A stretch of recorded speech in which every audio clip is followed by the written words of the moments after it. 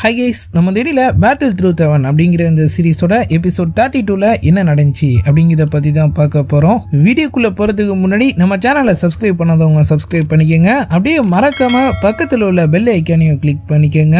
நம்ம hero heroine ஹான்னு சொல்லி 3 பேரும் ஒன்றா உட்காந்து அப்படியே கதை பேசிட்டே சாப்பிட்டுக்கிட்டு இருக்காங்க. நம்ம ஜியோயான் யாரு தடுத்தாலும் தடுக்கலனாலும் சரி, நான் என்டின் கூட சண்டை போடுறதான். என் அம்மா டெத்துக்கு நான் ரிவெஞ்ச் எடுத்தே ஆகணும். ஒரு நாள் நான் யூன்சென் கூடயும் கண்டிப்பாக சண்டை போடதான் போறான் அப்படின்னு அவர் சொல்ல, நம்ம ஹான் உங்க குடும்ப பிரச்சனை எல்லாம் எங்களால தலையிட முடியாதுப்பா, ஆனா உன்னை யாராவது புள்ளி பண்ண சொல்லி அணையத்துக்கு எதிரான நம்ம ஃப்ளேம் கிளான் கண்டிப்பா உனக்கு சப்போர்ட் பண்ணும் அப்படின்னு அவர் சொல்ல, நம்ம ஜியோயான் சரி அந்த விஷயத்தை விடுங்க, சாப்பிட்டு முடிச்சதுக்கு அப்புறம் நான் எங்க ஆளுங்க கிட்ட சொல்லி உன்னை திரும்பவும் அகாடமிலேயே டிராப் பண்ண சொல்றேன் அப்படின்னு சொல்ல, ஜியோ ஃபேமிலியோட எல்டர்ஸ் எல்லாரும் ஒன்னு சேர்ந்து ஃபைட் ஸ்கில் மேன்ஷனை இப்போ ஓபன் பண்ண போற மாதிரி காட்டுறாங்க. இந்த நேரத்துல இதை ஓபன் பண்றது ரூல்ஸுக்கு எதிரானதுன்னு எங்களுக்கு தெரியும். இருந்தாலும் ஹெவன்ல இருக்கிற எங்க முன்னோர்கள் எங்களை மன்னிச்சிடணும். என் பையனுக்காக தான் நாங்க இதெல்லாம் பண்றோம், அவனை ஆசீர்வதிங்க அப்படின்னு சொல்லிட்டு நம்ம ஜியோயானோட அப்பா ஊதுபத்திலாம் கொளுத்தி பெரியவங்களுக்கு மரியாதை செலுத்திட்டு நம்ம ஹீரோக்காக ஃபைட் ஸ்கில் மேன்ஷனை ஓபன் பண்ணி விட, பெரியவங்க எல்லாம் ஒன்னு சேர்ந்து அவர் என்ன மாதிரியான ஸ்கில்ஸ் ட்ரைனிங் எடுக்கலாம் அப்படிங்கறத பத்தி அவருக்கு அட்வைஸ் பண்ணிட்டு இருக்காங்க. ஹாங்கிரி லைன் டெக்னிக் தான் நம்ம கிளானோட மிகப்பெரிய பலமே. நீ இதை கத்துக்கிட்டு ஒரு தேர்ட் லெவலுக்கு முன்னேறிட்டினா போதும், அதுக்கப்புறமா உன்னை யாராலையுமே தடுக்க முடியாது, நீ அவ்வளவு பவர்ஃபுல் ஆயிடுவ அப்படின்னு அவங்க சொல்ல, நம்ம ஹீரோ ஆனா நான் அதை ஏற்கனவே கத்துட்டு தானே இருக்கேன், நான் ஏன் சில ஹெவன்லி ஸ்கில்ஸ்லாம் ட்ரைனிங் எடுக்க கூடாது அப்படின்னு சொல்லி கேட்கிறாரு. ஹெவன் ஸ்கில்ஸா? அங்கிருந்த எல்லாம் அப்படியே லைட்டா சிரிக்கிறாங்க. சின்ன பையன் அதான் அந்த மாதிரி பேசுற, முதல் 2 லெவல்ஸை தாண்டதே ரொம்ப கஷ்டம், இதுல நீ ஸ்ட்ரைட்டா போய் ஹெவன் ஸ்கில்ஸ் ட்ரைனிங் எடுத்தினா நீ கண்டிப்பா செத்துருவ அப்படின்னு அவங்க சொல்ல, நம்ம ஹீரோவோட அப்பாவும் அதான் சொல்றாரு, நீ ஏற்கனவே ட்ரைனிங் எடுத்துட்டு இருக்கத முதல் நிறுத்தணும். அப்ப நீங்க என்ன சொல்றீங்க, நான் ஆங்கிரி லைன் டெக்னிக்கை ட்ரைனிங் எடுத்துட்டு இருக்கும் போது என்னால ஹெவன் ஸ்கில்ஸை மட்டும் ட்ரைனிங் எடுக்க முடியாதா அப்படின்னு சொல்லி அவரு கேட்க, அப்ப சரி ஜியோயான் நான் சொல்றது நல்லா கேட்டுக்க, இங்க இருக்கிற நம்ம எல்டர்ஸ் முன்னாடி வச்சு நீ இனிமே என்ட்ரின பழிவங்க போக மாட்டேன்னு சொல்லி எனக்கு சத்தியம் பண்ணி கொடு, அப்பதான் நீ கண்டினியூவா ட்ரைனிங் எடுக்க நான் உன்னை அலோவ் பண்ணுவேன். உன்னை இதே மாதிரியே விட்டா ஒட்டுமொத்த உலகத்தையும் நம்ம கிளானுக்கு எதிராக திருப்பாம நீ அடங்க மாட்ட. நம்ம ஹீரோக்கு செம டென்ஷன் ஆகுது, நான் உங்க ஸ்கில்ஸை கூட ட்ரைனிங் எடுக்கிறத நிறுத்திடுறேன், ஆனா என்டின் கூட சண்டை போடுறதான் அப்படின்னு அவர் சொல்ல, அவர் அப்பாவும் அப்படியே கோவம் ஆயிடுறாரு. என்ன திமிரு இருந்தா நீ இந்த மாதிரி பேசுவ, நீ என் பையனே இல்ல, முதல் இங்கிருந்து வெளியே போடா அப்படின்னு அவர் சொல்ல, நம்ம ஹீரோவும் அவரை மறைச்சிட்டு அப்படியே அங்கிருந்து கிளம்பிடுறாரு. அங்கிருந்த பெரியவங்க எல்லாம் அவர் அப்படியே சமாதானப்படுத்த ட்ரை பண்ணிட்டு இருக்க, நம்ம ஹீரோ இப்ப ஃபைட் ஸ்கில் மேன்ஷன் மயக்க நிலைமையில இருக்கிற மாதிரி காட்டுறாங்க. அவரை சுத்தி அந்த இடமே அப்படியே பத்தி எரிஞ்சிட்டு இருக்க, அவருக்கும் அப்படியே லைட்டா மயக்கம் தெரியுது. அந்த இடம் மொத்தமும் எரிஞ்சிட்டு இருக்கிறத பார்த்த உடனே அவருக்கு ஒரு செகண்ட் ஒண்ணுமே புரியல. அவர் அப்படியே அறக்க பிறக்க அந்த இடத்த விட்டு வெளியே ஓடி வர, காட்ஸ் எல்லாரும் அங்க செத்து கிடக்காங்க. ஒரு எல்டரும் அப்படியே இறந்து போன நிலைமையில அங்க இருக்க, நம்ம ஜியோயான் ஒருத்தரை மாத்தி பார்த்துட்டு உங்களுக்கு என்னாச்சு அப்படின்னு சொல்லி அப்படியே பதறிட்டு இருக்காரு. கிளான் மெம்பர்ஸ் எல்லாருமே இப்ப அந்த இடத்துக்கு வந்துடுறாங்க. நம்ம ஹீரோட அப்பா வந்த வேகத்துக்கு அவரை போட்டு அப்படியே அறைய ஆரம்பிச்சிடுறாரு. சொந்த கிளானுக்கு எதிராகவே செயல்படுறியா, உனக்கு என்ன அவ்வளவு துமுறா அப்படின்னு சொல்லிட்டு அவர் அப்படியே அவருக்கு அறைய போட்டுட்டே இருக்க, டக்குனு நம்ம ஹீரோக்குள்ள அந்த பவர்ஸ் அவர் அப்படியே பின்னாடி தள்ளி விட்டுருது. அங்கிருந்த ஒரு எல்லர், ஜியோயான் என்ன பண்ற, உன் கிளான் மெம்பர்ஸை கொன்னது பார்த்ததுன்னு இப்போ உன் அப்பாவே நீ கொல்ல துணிஞ்சிட்டியா அப்படின்னு சொல்லி கேட்க, என்ன சொல்றீங்க, நான் யாரையும் கொல்ல அப்படின்னு சொல்லிட்டு நம்ம ஹீரோ அப்படியே கத்த ஆரம்பிச்சிடுறாரு. ஃபைட் ஸ்கில்ஸ் திருட தானே நீ இந்த மாதிரி பண்ண, அதை முதல் வெளியேறா அப்படின்னு அவர் அப்பா சொல்ல, அவர் அப்படியே ஒரு முதுக தொட்டு பார்க்கிறாரு. பார்த்தா உள்ள இருந்து அவர் எடுத்துட்டு வந்த 2 ஸ்க்ரோல்ஸ் இப்ப ஒரு பின்னாடி இருக்கு. என்ன திமிரு இருந்தா அந்த மாதிரி பண்ணிருப்பா. அங்கிருந்த இன்னொரு ஒரு எல்டரும் அவர் அப்படியே அட்டாக் பண்ண வர, நம்ம ஜியோயானோட பவர்ஸ் அவரையும் அப்படியே அடிச்சு பின்னாடி தள்ளிடுது. அவங்க கண்ணு முன்னாடியே 1000 வருஷம் பழமையான அவங்களோட ஃபைட் ஸ்கில் மேன்ஷனும் உள்ள இருக்கிற மொத்த ஃபைட் ஸ்கில்ஸும் எரிஞ்சு சாம்பல் ஆயிட்டு இருக்கிறத பார்த்து அவங்க எல்லாரும் அப்படியே கதறி அழுதுட்டு இருக்க, நம்ம ஹீரோட அப்பா ரொம்ப கோவமா அவரை மண்டிட்டு அவர் பண்ண தப்பு ஒத்துக்க சொல்றாரு. நம்ம ஹீரோவும் அப்படியே அவர் கையில இருந்த ஃபைட் ஸ்கில்ஸ் எல்லாம் தூக்கி போட்டுட்டு பயங்கர கோவத்தோட அப்படியே ஒரு முன்னாடி மண்டிட்டு, நான் மாஸ்டர்ஸை ஏத்து பேசுறதுக்காக என்ன மன்னிச்சிடுங்க, ஆனா உண்மையிலேயே நான் இது எதையுமே பண்ணல அப்படின்னு அவர் சொல்ல, இங்க இருந்த எல்லாருமே நீ பண்ண வேலையை பார்த்திருக்காங்க, இருந்தும் நீ அதை ஒத்துக்க மாட்டில, இன்னையில இருந்து இந்த கிளானுக்கும் உனக்கு எந்த சம்பந்தமும் இல்ல, முதல் இங்க இருந்து வெளியே போடா அப்படின்னு அவர் சொல்ல, நம்ம ஹீரோயின் இப்ப அங்க வந்துடுறாங்க. அப்பா என்ன மன்னிச்சிடுங்க, யாரு என்ன சொன்னாலும் சரி, ஜியோயான் பக்கம் உண்மை இருக்குன்னு நான் நம்புறேன், நானும் அவர் கூட போறேன் அப்படின்னு அவங்க சொல்ல, நீ ரொம்பவே வளர்ந்துட்ட ஜியோயான், இன்னிலிருந்து நம்ம கிளான் பேரை நீ எந்த இடத்துலயும் யூஸ் பண்ணக்கூடாது, உனக்கும் எங்களுக்கும் எந்த சம்பந்தம் சம்பந்தமும் இல்ல அப்படின்னு சொல்லிட்டு அவர் அப்படியே அங்கிருந்து கிளம்ப நம்ம ஹீரோவும் ஹீரோயினும் மட்டும் தனியா அப்படியே இந்த இடத்துல நின்று அப்படியே அழுதுட்டு இருக்காங்க. பின்னாடி ஒட்டுமொத்த ஃபைட் ஸ்கில் மேன்ஷனும் அப்படியே எரிஞ்சு சாம்பல் ஆயிட்டு இருக்கு. ஜியோ சூனர், நான் உங்களை கொன்னது நீ பாத்தியா? அவங்க அப்படியே அழுதுகிட்டே, நான் சத்தம் கேட்டுதான் இங்க வந்தேன், நான் வரும்போதே அவங்க எல்லாரும் இறந்து போயிருந்தாங்க அப்படின்னு சொல்றாங்க. நான் உன்னை நம்புறேன் ஜியோயான், நீ கண்டிப்பா அதை பண்ணிருக்க மாட்டேன் அப்படின்னு சொல்லி அவங்க அப்படியே அவருக்கு தைரியம் சொல்லிட்டு இருக்க. அப்படியே கட் பண்ணா நம்ம ஹீரோவும் ஹீரோயினும் கிளானை விட்டுட்டு இப்ப தனி ஆள் ஆயிட்ட மாதிரி காட்டுறாங்க. நம்ம ஜியோயான் மற்றவங்களை பொறுத்த வரைக்கும் வேணா என் அப்பா தன்னோட ஃபைட் குய தானே அழிச்சுக்கிட்ட ஒரு லூசரா இருக்கலாம், ஆனா அவர் எப்பயுமே என்ன பாதுகாக்க நினைச்சாரு. 9 வயசுலயே என் ஃபைட் கியூ ஃபயர் 9வது லெவலுக்கு போனுச்சுன்னா அதுக்கு காரணம் அவர் எனக்கு அந்த அளவுக்கு ட்ரைனிங் கொடுத்தாரு. அப்படியே பிளாஷ்பேக் வருது. மொத்த கிளான ஒன்னா சேர்ந்து நம்ம ஹீரோட அம்மா திருநதா சொல்லப்படுற அந்த ட்ரெஸரி எல்லாத்தையும் திரும்ப கேட்டு அவர் அப்படியே ஃபோர்ஸ் பண்ணிட்டு இருக்க. நான் எதையும் திருடல, அந்த மாதிரி நான் ஏதாவது பண்ணியிருந்தா கடவுள் என்ன தண்டிப்பாரு அப்படின்னு அவர் சொல்றாரு. கடவுள் தண்டிப்பாரா? இப்பவே நீ எங்களுக்கு பதில் சொல்லி ஆகணும் அப்படின்னு அவங்க சொல்ல, உனக்கு பதில் தானே வேணும் இதோ சொல்றேன் அப்படின்னு சொல்லிட்டு அவர் அப்படியே அவரோட பவர்ஸை யூஸ் பண்ணி அவரே அவரோட ஃபைட் குயை அழிச்சுக்கிட்டதெல்லாம் அப்படியே போட்டு காட்டுறாங்க. அங்க வந்து நம்ம ஹீரோயின், ஜியோயான் நீ இந்த மாதிரி சோகமா இருக்கிறத என்னால பார்க்க முடியல, அதே நேரத்துல எனக்கு என்ன பண்றதுன்னு தெரியல அப்படின்னு சொல்லி அவங்க அப்படியே அவரை நினைச்சு ஃபீல் பண்ணிட்டு இருக்க. நம்ம ஹீரோ, எனக்கு புரியல, என்னை விட அப்பதான் அம்மா மேல அதிக பாசம் வச்சிருந்தாரு, ஆனா அவங்களுக்காக பழி வாங்க போறேன்னு சொன்னா மட்டும் அவர் ஏன் என் மேல இந்த அளவுக்கு கோவப்படணும் அப்படின்னு சொல்லி அவர் அப்படியே யோசிச்சுட்டு இருக்க. நம்ம ஜியோயான் டக்குனு போய் ரிங்குள்ள போயிடுறாரு. நம்ம கிராண்ட் மாஸ்டர் நல்லா பீஸ்ஃபுல்லா உட்காந்து அப்படியே அவரோட இசை ஞானத்தை காட்டிட்டு இருக்க. மாஸ்டர், உங்களுக்கு ஏதாவது புரியுதா? எனக்கு எப்படி அதெல்லாம் தெரியும்? அப்ப என்ன வெளியே போக சொல்லிட்டாரு, உங்களுக்கு ஏதாவது அதை பத்தி கவலை இருக்கா? நீங்க பட்டுக்க ஜாலியா உட்காந்து மியூசிக் வச்சிட்டு இருக்கீங்க. டாய், உன்னை இப்பதானே வெளியே போக சொன்னாரு, நான் 100 வருஷமா இங்க மாட்டிட்டு இருக்கேன், அதை பத்தி நீ ஏதாவது கவலைப்பட்டியா? நீ இப்படி யோசிச்சு பாரு, ஒரு வகையில அவர் உனக்கு நல்லதான் பண்ணிருக்காரு, நீ மட்டும் ரிவெஞ்சிங்கிற பேர்ல க்ளோட் மிஸ்ட் பவிலியன்லாம் எதிர்த்து போயிருந்தான்னு வச்சுக்க, உன்னை கண்டம் துண்டமா வெட்டி காக்காக்கி போட்டு இருந்திருப்பாங்க. ஆனா இப்போ உனக்கு எந்த பிரச்சனையும் இல்லல, அப்ப அதுக்காக தான் அப்பா என்ன வெளியே அனுப்பிட்டாருன்னு சொல்றீங்களா? இருந்தாலும் நான் சண்டை போடுவேன். சரி சண்டை போடு, ஆனா இப்போ சோர் நேம் ஜியோ இல்லல, அதனால நீ இப்ப என்ன பிரச்சனை பண்ணாலும் அதுக்கும் உன் ஃபேமிலிக்கும் எந்த சம்பந்தமும் கிடையாது, நீயும் ரிவெஞ்ச் எடுக்கலாம், உன் ஃபேமிலி பிசினஸும் பீஸ்ஃபுல்லா இருக்கும் அப்படின்னு அவர் சொல்ல, ஒருவேளை இப்படி இருக்குமோ, சோலால் தான் அவங்களோட ஈவில் பவர்ஸை யூஸ் பண்ணி என்ன அவங்க கண்ட்ரோலுக்கு கொண்டு வந்து அவங்க எல்லாரையும் கொண்டு இருப்பாங்களோ? நீ ஒன்று பண்ணு, வெளியே போய் உன் கற்பனை வளர்த்தலாம், வேற யாருக்கிட்டேயாச்சும் காட்டு, எனக்கு கொஞ்சம் நிம்மதியா மியூசிக் வாசிக்க விடுறா அப்படின்னு அவர் சொல்ல, நம்ம ஹீரோவும் இப்ப ரிங்ல இருந்து வெளியே வந்துடுறாரு. அவரும் நம்ம ஜியோ சூனரும் ஒரு காட்டு பகுதிக்குள்ள தங்கி இப்ப ரெஸ்ட் எடுத்துட்டு இருக்காங்க. ஒரு வழியா முழிச்சிட்டியா, இந்த இதை கொஞ்சம் சாப்பிடு அப்படின்னு அவங்க சொல்ல, நம்ம ஹீரோ நடந்ததே நினைச்சிட்டு இருக்காரு. அவரால் அதை ஒரு வாய் கூட சாப்பிட முடியல.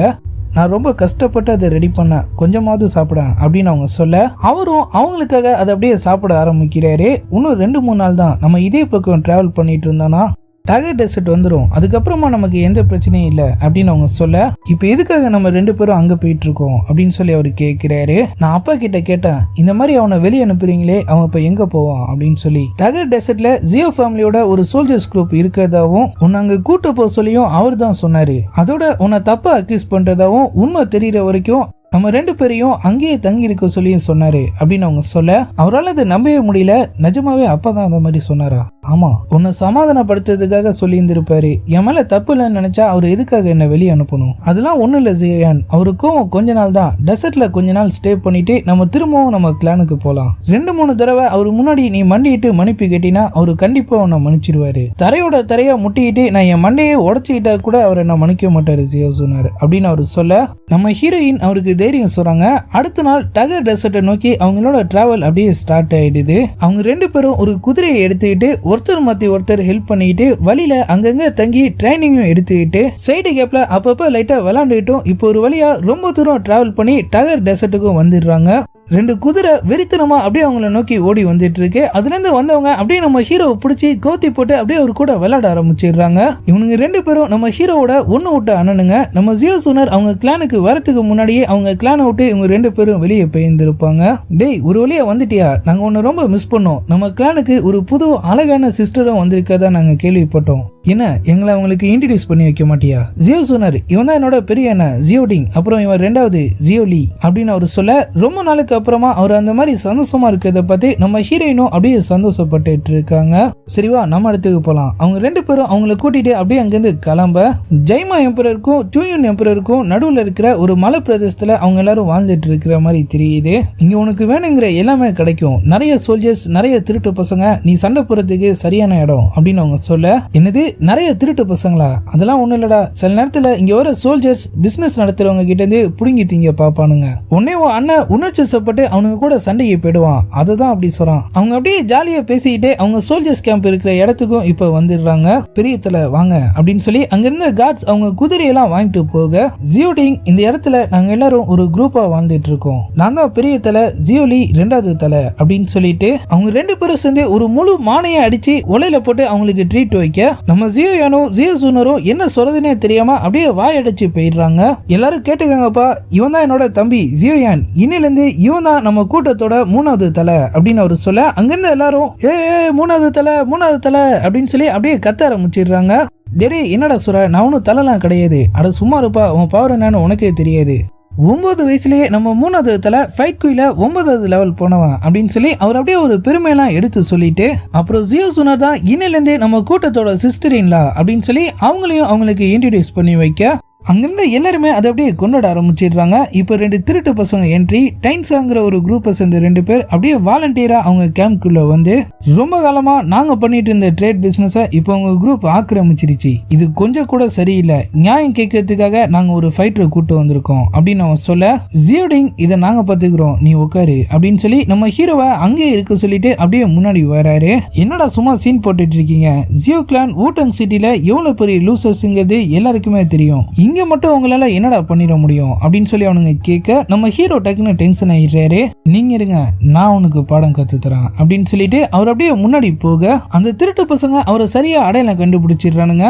நீ ஜியோயான் தானே, உனக்கு எப்படி தெரியும், நீ ஜியோ ஃபேமிலியை சேர்ந்தவன் இல்லைன்னு சொல்லி உன் அப்பா குயிக் கான்டினென்ட்டோட மூளை முடுக்கு வரைக்கும் நோட்டீஸ் அனுப்பிட்டாரு தம்பி அப்படின்னு அவன் சொல்ல, தேவையில்லாம பேசாத, சண்டை போட வந்தா சண்டை மட்டும் போடு அப்படின்னு சொல்லிட்டு நம்ம ஹீரோ சண்டை ஆரம்பிக்கிறதுக்கு முன்னாடியே அவனுங்க 2 பேரையும் அசால்ட்டா அப்படியே அடிச்சு பறக்க விட்டுறாரு. ஏண்டா இந்த ஃபைட்டிங் ஆர வச்சுட்டு நீலாம் பேசலாமா, மரியாதையே ஓடி போயிடு அப்படின்னு அவர் சொல்ல, அவனுங்க 2 பேரும் அப்படியே அங்கிருந்து எஸ்கேப் ஆகி ஓடிடுறானுங்க. அங்கிருந்த மொத்த கூட்டமும் அப்படியே ஒரு டேலண்ட்டை பார்த்து கத்திட்டு இருக்க, நம்ம ஹீரோ ரொம்பவே பயத்தோட ஜியோசூனர் கிட்ட, நான் அவனுங்களை கொன்னுட்டேனா என்ன அப்படின்னு சொல்லி கேட்கிறாரு. சிச்சி அதெல்லாம் ஒண்ணும் இல்ல, நீ அவனுங்களை பயமுடுத்தி அனுப்பிட்ட அவ்வளவுதான், உண்மையிலேயே நான் தான் நம்ம ஆளுங்களை கொன்னு இருப்பானா அப்படின்னு சொல்லி அவர் அப்படியே திரும்பவும் ஃபீல் பண்ண ஆரம்பிக்க, அங்க வந்து அவர் 2 அண்ணனுங்களும் நீ தானே நம்ம கூட்டத்தோட மூணாவது தலை கன்ஃபார்ம் அப்படின்னு சொல்லி ஒரு ட்ரிங்க்ஸை குடிச்சு அவர் பதவியை ஏத்துக்க சொல்றாங்க. குடிக்கிற பழக்கம் இல்ல அப்படின்னு சொல்ல அவங்க 2 பேரும் அதை குடிச்சே ஆகணும் அப்படின்னு சொல்லி அவர் ரொம்பவே ஃபோர்ஸ் பண்றாங்க. நம்ம ஜியோசூனர் சரி பிரச்சனை இல்ல, அப்ப நானே குடிக்கிறேன் அப்படின்னு சொல்ல, நம்ம ஹீரோ அதை அவங்க கையில இருந்து வாங்கி டக்குன்னு கல்பா அடிச்சுட்டு அப்படியே மட்டையாயிடுறாரு. அங்கிருந்து எல்லாருமே என்னடா ஒரு ரவுண்டுக்கே மட்டையாயிட்டான் அப்படின்னு சொல்லி அப்படியே அவரை பார்த்து சிரிச்சிட்டு இருக்க, மூட்டையோட மூட்டையா நம்ம ஜியோயானையும் ஜியோசூனரையும் கூட்டிட்டு அவங்க அப்படியே அவங்க ட்ரேட ஸ்டார்ட் பண்ணிடுறாங்க. வழியில திரும்பவும் டென்ஷன் குரூப் குறுக்க வருது. அந்த குரூப்போட ஹெட், உங்க கூட இருக்கிற ஜியோயானை தான் உங்க ஃபேமிலியை விட்டு ஒதுக்கிட்டாங்களே, அவனை எங்க கிட்ட ஒப்படைச்சிருங்க அப்படின்னு சொல்ல, அவங்களுக்கு ஒண்ணுமே புரியல, இவனுக்காக ஜியோயானை கேட்கணும் அப்படின்னு சொல்லி அவங்க அப்படியே யோசிச்சுட்டு இருக்க, அவன் ஃபைட் ஸ்கில் மனுஷனை அழிச்சு உங்க ஃபேமிலி ட்ரெஸரி எல்லாத்தையும் திருடிட்டதா நாங்க கேள்விப்பட்டோம், அவன் கிட்ட இருந்து பாதியை நாங்க வாங்கிக்குவோம்ல அப்படின்னு அவன் சொல்ல, ஓ பாதி வேணுமா, பாதி நான் மொத்தமாவே கொடுத்துடுறேன் அப்படின்னு சொல்லிட்டு ஜியோடிங் அப்படியே பாஞ்சு வந்து அவனை காலி பண்ண வர, க்ளோன் மிஸ் சோல்ஜர்ஸ் டக்குன்னு குறுக்க வந்து அவனை அப்படியே அட்டாக் பண்ணி பின்னாடி தள்ளி விட்டுறானுங்க. இவனுங்களுக்கு இங்க என்ன வேலை அப்படின்னு சொல்லிட்டு ஜியோலையும் அப்படியே பாஞ்சு வந்து அவரு பிரதருக்கு எதுவும் ஆகல அப்படின்னு சொல்லி செக் பண்ணிட்டு அவரு கத்தியை எடுத்துட்டு க்ளோன் மிஸ் சோல்ஜர்ஸ் கூட தனியால நின்று முரட்டுத்தனமா சண்டை போட ஆரம்பிக்க, அவரு என்னதான் டேலண்டா சண்டை போட்டாலும் அவனுங்க ஏதோ வித்து காமிச்சு அவர் அப்படியே அடிச்சு தள்ளிட்டு 2 பேரும் ஒன்னா சேர்ந்து அவர் அப்படியே காலி பண்ண வந்துடுறானுங்க. மட்டை இருந்த நம்ம ஹீரோ டக்குன்னு ரூலரோட மாஸ் என்ட்ரி கொடுத்து அவனுங்க 2 பேருமே அப்படியே அடிச்சு பின்னாடி தள்ளிடுறாரு. இதுக்கு மேல நான் பாத்துக்கிறேன் அப்படின்னு அவர் சொல்ல, பவிலியனை சேர்ந்து 2 பேரும் இப்ப அங்க என்ட்ரி தரானுங்க. இவனுங்களுமா அப்படின்னு சொல்லி அவங்களுக்கு அதிர்ச்சி மேல அதிர்ச்சியா இருக்கு. ஆனா நம்ம ஜியோயான் அவரு ஸ்வாட் எடுத்து ஒரே வீசி அட்டே டயத்துல அவனுங்க 4 பேரையுமே காலி பண்ணிடுறாரு. அடி வாங்கினோன்னு ஒரு ஆல்கெமி ஸ்டூடெண்ட் மாதிரி தான் தெரியுது. நம்ம ஹீரோ அப்படியே அவன் கிட்ட போய் பேச போக, நீ என்ன கொல்றதா இருந்தா கொன்னுடு, நல்லவன் மாதிரி மட்டும் நடிக்காத அப்படின்னு அவன் சொல்றான். அவருக்கு என்ன சொல்றதுன்னே தெரியல. உனக்கு என்ன தெரியுமா அப்படின்னு சொல்லி அவரு கேட்க, நல்லா தெரியும், நீ ஜியோயான், ஜியோ ஃபேமிலியோட யங் மாஸ்டர், உன் குடும்பத்தோட ட்ரெஸரியை அழிச்ச துரோகி, மாஸ்டரையே காட்டி கொடுத்தவளோட பையன் அப்படின்னு அவன் சொல்ல, நம்ம ஹீரோ அப்படியே ஒரு மாறி ஆயிடுறாரு. அவருக்கு இப்ப சம கோவம் வந்தாலும் அவரால் அதை இப்ப வெளிக்காட்ட கூட முடியல. நல்லா சொன்ன, சூப்பரா சொன்ன, குடும்பத்தை அழிச்சவன் மாஸ்டரையை காட்டி கொடுத்தவ அப்படின்னு சொல்லிட்டு அவர் அப்படியே அவ்வளவு வழியிலையும் அப்படியே சிரிச்சிட்டு இருக்க அவரு பிரதர் ஸ்வாடோட அங்க வந்துடுறாரு. டே எங்க வந்து என்னடா பேசிட்டு இருக்க ஜியோயான், அவன் சொல்ற எதையும் நீ காதுல வாங்கிக்காத, அவன் வேணும்னே பேசிட்டு இருக்கான். நம்ம ஜியோயான் அப்படியே ஒரு நிலைமையை நினைச்சு அப்படியே ஃபீல் பண்ணிட்டு இருக்காரு. அப்படியே எபிசோட் 32 முடியுது. ஒரே செகண்ட்ல நம்ம ஹீரோ அவரு கிளானை இழந்து இந்த மாதிரி ஒரு நிலைமைக்கு வருவார்னு நம்ம யாருமே எதிர்பார்த்திருக்க மாட்டோம். உண்மையிலேயே இங்க என்ன நடந்துட்டு இருக்கு, அவர் அப்பா அவரை கிளானை விட்டு துரத்த நினைச்சிருந்தா அவர் எதுக்காக நம்ம ஜியோசுனர் கிட்ட சொல்லி அவங்க 2 பேரையும் இந்த இடத்துக்கு அனுப்பி வச்சிருந்திருக்கணும். டகர் டெசர்ட்ல நம்ம ஜியோயான் புதுசா என்னென்ன பிரச்சனை எல்லாம் ஃபேஸ் பண்ண போறாரு, இதுக்கப்புறம் என்ன நடந்துச்சு அப்படிங்கறதெல்லாம் நம்ம நாளைக்கான வீடியோ பார்த்து தெரிஞ்சுக்கலாம். அது வரைக்கும் குட் பை.